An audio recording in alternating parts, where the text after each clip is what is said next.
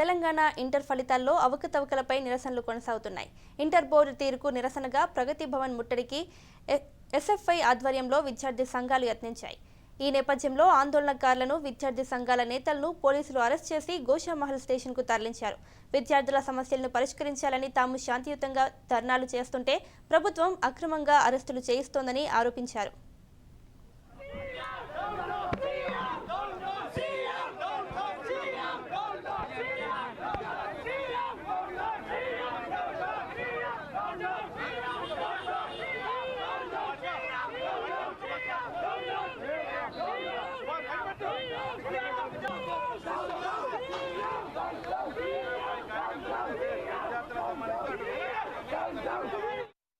ప్రాణాలతోని చిలగాటి ఆడే ఈ సీఎం మాకొద్దు. ఇంకెంతమంది ప్రాణాలు కోల్పోవాలి? ఇంకెంత విద్యార్థులని ఇట్లా చచ్చిపోమంటాడు? స్పందించారు, ఏం చేయరు. ఇష్టం వచ్చినట్టు చేస్తే దీన్ని ప్రభుత్వం అంటారా, ఇంకేమన్నా అంటారా? రావులు పాలించినట్టు పాలిస్తున్నారు. ఏం గవర్నమెంట్ ఇది? మొన్న డిగ్రీ, ఈ రోజు ఇంటర్మీడియట్. మంత్రి ఉండాలి, ఏం స్పందిస్తలేడు. ఇంతకైనా విద్యాశాఖలో ఉండి ఏం లాభం? వేలాది మంది విద్యార్థులు, వందలాది మంది విద్యార్థులు చనిపోతున్నారు. ఇవాళ ఏ కేసీఆర్కి ఏమవ్వడం లేదా? CM down down, CM down down, CM down down. ప్రభుత్వం కమిటీ వేసింది కదా, కమిటీ వేసి ఏం లాభం? 27 తారీఖు మళ్ళా మమ్మల్ని అదేంది ఆ నివేదికలు ఏడిపోతే తెలియదు, కమిటీలు వేసిన మెంబర్లు ఏడిపోతారో తెలియదు.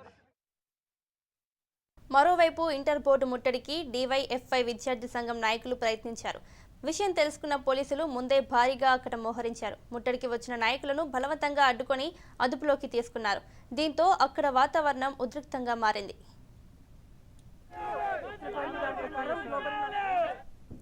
గ్లోబలిన్ టెక్నాలజీ సంస్థ ముట్టడికి సిపిఐ పిలుపునిచ్చాయి. ఇంటర్ బోర్డు వద్ద పోలీసులు భారీగా మోహరించారు. ఇప్పటికే 3 అంచెల సెక్యూరిటీ ఏర్పాటు చేయడంతో బోర్డు వద్ద టెన్షన్ నెలకొంది. దీంతో వాతావరణం ఒక్కసారిగా వేడెక్కింది.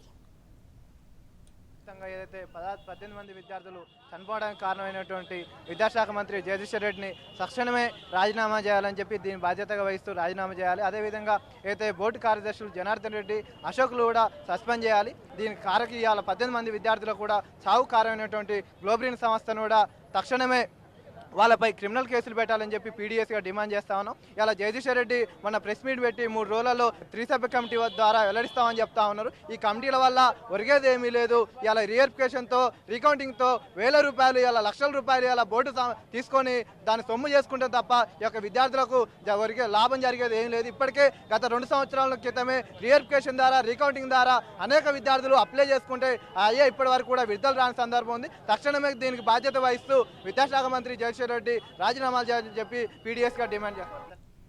ఇంటర్ బోర్డు తప్పిదాల వల్ల చాలా మంది విద్యార్థులు బలిదానాలు చేసుకున్నారని బీజేపీ ఆధ్వర్యంలో నిరసనలు చేపట్టారు.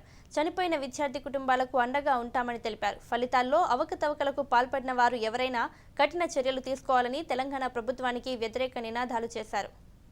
ఇంటర్ ఫలితాల వివాదంపై ప్రగతి భవన్లో సీఎం కేసీఆర్ సమావేశమయ్యారు. ఈ సమావేశానికి విద్యాశాఖ మంత్రి జగదీష్ రెడ్డి, విద్యాశాఖ కార్యదర్శి జనార్దన్ రెడ్డి, ఇంటర్ బోర్డు కార్యదర్శి అశోక్, ఉన్నతాధికారులు హాజరయ్యారు. గత కొన్ని రోజులుగా జరుగుతున్న పరిణామాలపై సీఎం కేసీఆర్ కీలక ఆదేశాలిచ్చే అవకాశం ఉందని సమాచారం. దీనిపై మరింత సమాచారం మా రిపోర్టర్ వెంకటరాజు అందిస్తారు. వెంకటరాజు, చెప్పండి. మోనికా, ఇంటర్మీడియట్ ఫలితాల పైన నెలకొన్న వివాదము, జరుగుతున్న గందరగోళం, జరుగుతున్న నిరసన పైన ముఖ్యమంత్రి కేసీఆర్ ప్రతిభవన్లో ఉన్నతాధికారులతో ఆ శాఖ మంత్రి జగదీశ్వర్ సమీక్ష సమావేశం చేస్తున్నారు. ఈ ఫలితాల వివాదం ఎందుకు నెలకొంది, ఆ గ్లోబలిన్ సంస్థ తప్పిదం ఏంటి, అదేవిధంగా అధికారుల తప్పిదం ఏంటి, అదేవిధంగా టీచర్లు అంటే పేపర్లను తప్పించిన సమయంలో జరిగిన తప్పిదాలు ఏంటి అనే కేసీఆర్ ఆరోపిస్తున్న పూర్తిగా 3 రోజులుగా 4 రోజులుగా రాష్ట్ర వ్యాప్తంగా వివాదాలు కావడం, జాతీయ ప్రసారాల్లో కూడా, మీడియా సంస్థల్లో కూడా దీనికి ప్రధాన ప్రత్యేకంగా ఇవ్వడం పైన ముఖ్యమంత్రి కేసీఆర్ పెద్ద అసహనం వ్యక్తం చేసినట్టు కూడా అధికార వర్గాలు చెప్తుంది. మొత్తానికి సమీక్ష తర్వాత ఒక కీలక నిర్ణయం తీసుకునే అవకాశం కనపడుతుంది.